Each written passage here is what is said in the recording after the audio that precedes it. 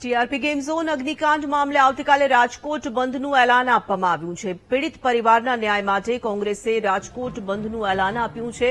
પીડિત પરિવારના ન્યાય માટે બંધના એલાનમાં જોડાઈને સમર્થન કરવા માટે અપીલ કરવામાં આવી। કોંગ્રેસ નેતા અમિત ચાવડાએ બંધને સમર્થન કરવા માટે અપીલ કરી। પીડિત પરિવારોને હજુ સુધી ન્યાય નહીં મળ્યાનો અમિત ચાવડાએ આક્ષેપ કર્યો। ભ્રષ્ટાચારને કારણે ગેમ ઝોન અગ્નિકાંડમાં નિર્દોષ લોકોના જીવ ગયા હોવાનો આક્ષેપ કરાયો। સરકારમાં બેઠેલા લોકોને કારણે રાજકોટનો અગ્નિકાંડ સર્જાયાનો પણ આક્ષેપ કર્યો છે। ત્યારે આવતીકાલે 25 જૂનના રોજ કોંગ્રેસ પક્ષ દ્વારા રાજકોટ બંધનું એલાન આપવામાં આવ્યું છે।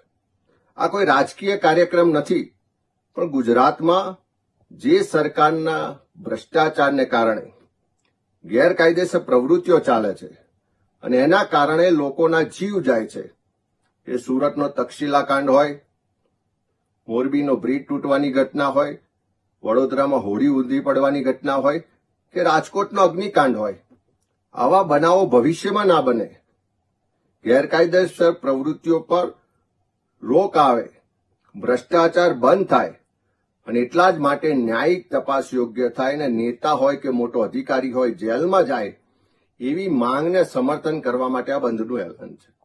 મારી તમામ રાજકોટના નગરજનોને, વેપારી મહામંડળને, તમામ એસોસિએશનને, સામાજિક સ્વૈચ્છિક સંસ્થાઓને અને તમામ નાગરિકોને વિનંતી છે કે આવતીકાલે આ બંધના એલાનમાં આપ સૌ પણ જોડાઈને સમર્થન કરો।